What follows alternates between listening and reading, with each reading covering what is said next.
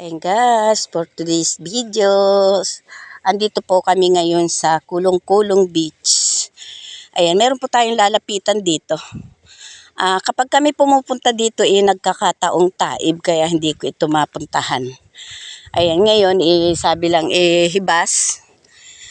Ayan, pwede natin lapitan. At pwede nating i-video. Ayan, malalapitan ko siya. Sana wag magalit yung may-ari. Napakaganda kasi. Ayan o. Ay, may naglalambat. Nakahingi kaya dyan ng isda. Tapos ay iihawin namin doon. Ayan, ngayon ko lang talaga ito malalapitan guys. Dahil bawat punta namin dito ay malaki yung tubig. Malalim na itong lugar na to. Dito kasi maganda. Mamaya i-video natin yung lugar na yan. Mahal kasi dyan.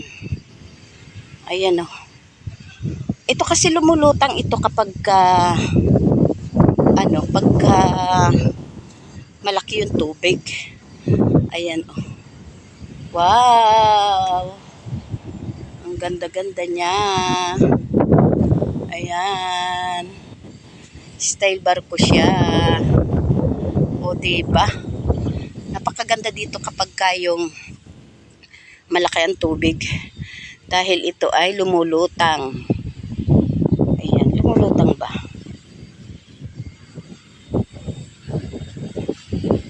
Ayan, sinisilip ko kasi yung ilalim. Lulutang nga. Dahil ang mga nasa ilalim pala nito guys ay puro ano bang tawag dyan? Yung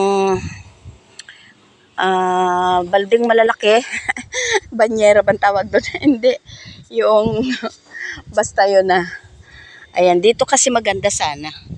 Ayan dyan. Kaso nga, mahal dyan ang entrance. Ayan, meron pa sila sa taas. Ayan, kaya kami nagtitiis na lang doon sa mga maliliit na cottage. Ayan.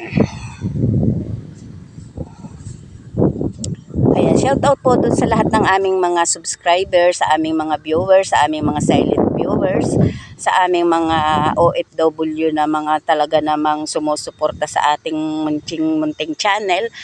Thank you po sa inyong lahat sa pagsuporta ninyo sa amin. Kung hindi man kami lubusang nakakaganti sa inyo, pasensya na po. Talagang sa panahon ngayon ay sabi lang sobrang hirap ng buhay. Kaya kung may mga pagkukulang man kami, hindi kami nakakaganti, sana lang maunawaan po ninyo dahil talagang ang mga single parent ay ganito. Kumbaga, sa amin ang lahat, sa aming balikat nakaatang ang lahat-lahat. Kaya minsan napapabayaan na namin ang aming obligasyon sa inyo, sabi lang. Sana po maintindihan nyo kami mga guys. At kapag ka naman nagkakaroon kami ng oras, ay talaga namang pilit kong binabalikan ang inyong mga channel. Ayan. Yung iba po naming mga kasama ay wala pa. Binabalikan pa nung tricycle ng aming BNS. Binabalikan pa yung ibang mga kasama namin doon. Ano pa ba? Ano pa ba sasabihin ko? Wala na akong masabi. Talaga namang wala akong maisip na sasabihin. Ayan, pansamantala na akong magpapaalam dahil kami ay mag-iihaw na ng aming daldalang chicken. Iihawin namin. Ayan, thank you muli. Thank you. At mapagpalang araw po sa inyong lahat. Magandang patanghali sa inyo. Bye-bye na po. Love you all and God bless.